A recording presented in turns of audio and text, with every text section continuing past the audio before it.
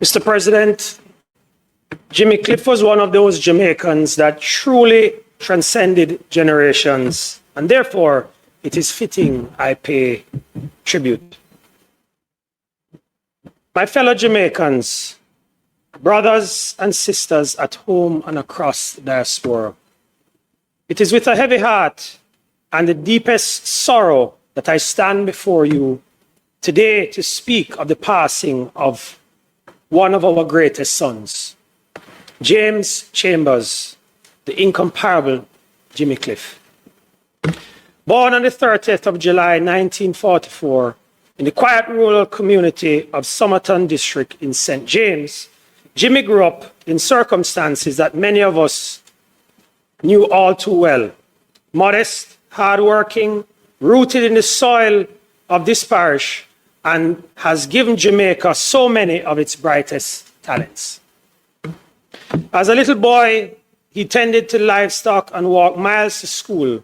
But even then, those who knew him say you could hear music in his step and a melody in his voice. That voice, clear, powerful, full of soul, would one day circle the globe and carry the story of Jamaica on its wings. He burst onto the scene while still a teenager with Hurricane Hattie in 1962, a song that showed from the very beginning that he could take the pain and the joy of everyday people and turn them into something timeless. But it was in the years that followed that Jimmy truly found his purpose. Songs like Wonderful World, Beautiful People, Vietnam, Many Rivers to Cross, You Can Get It If You Really Want, and Sitting in Limbo were more than hits. They were sermons in 3 minutes, prayers wrapped in rhythm, messages of hope for anyone who ever felt the weight of the world on their shoulders. Then came 1972, a turning point, not just for Jimmy, but for the entire nation, when he took the lead role in Perry Hensel's groundbreaking film, The Harder They Come. And when that soundtrack dropped, something shifted forever. Overnight, the world that had only whispered the word reggae began to shout it. From the streets of Kingston to the clubs of London, from the campuses of America to the villages of Africa, people heard Jimmy's voice and understood. This small island had a mighty spirit. That movie and that album did not just make Jimmy Cliff a global star. They made Jamaica a global force. Reggae became the soundtrack of resilience, resistance, and celebration. Jimmy was its first great ambassador. He toured the world for decades, from Europe, Africa, Asia, the Americas, and everywhere he went, he wore Jamaica on his sleeve. He sang for Nelson Mandela's release.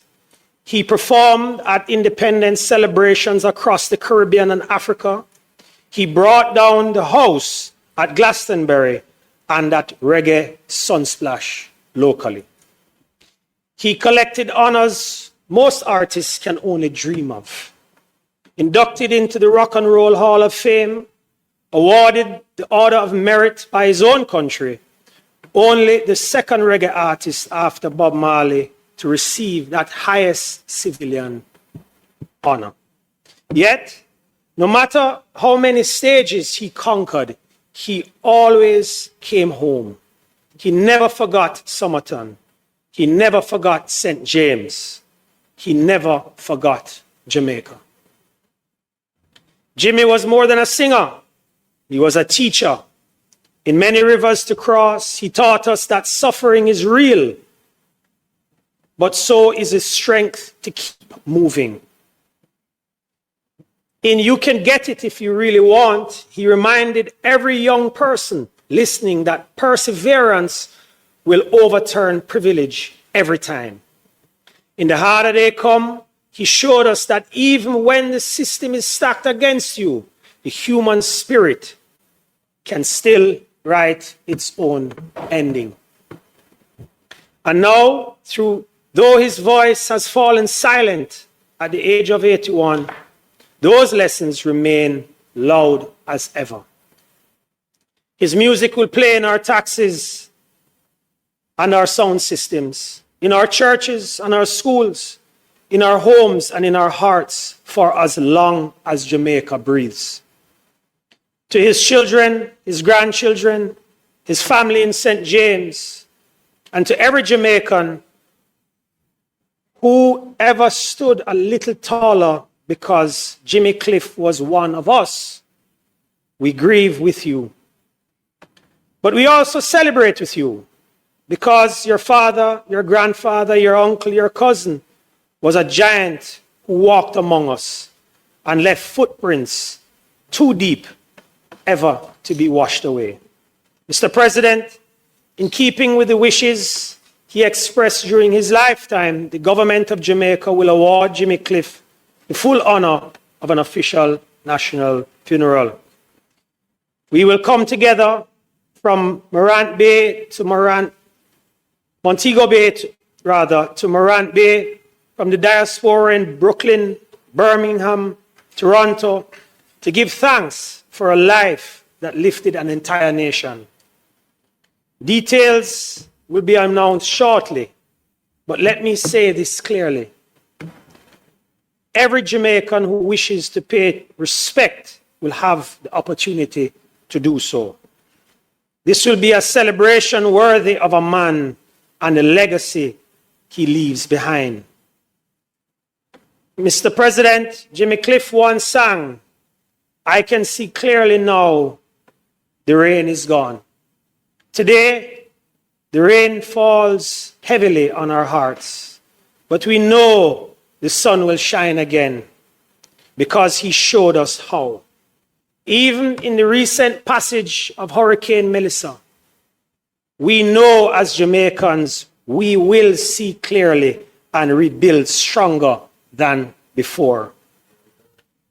Rest in eternal peace, James Chambers, Jimmy Cliff, son of Somerton, son of St. James, son of Jamaica.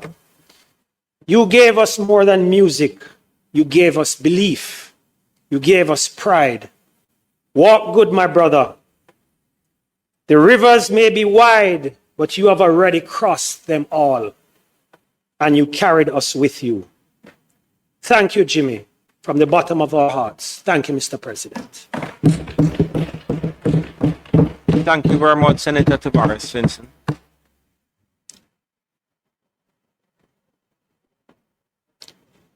Senator Bernard.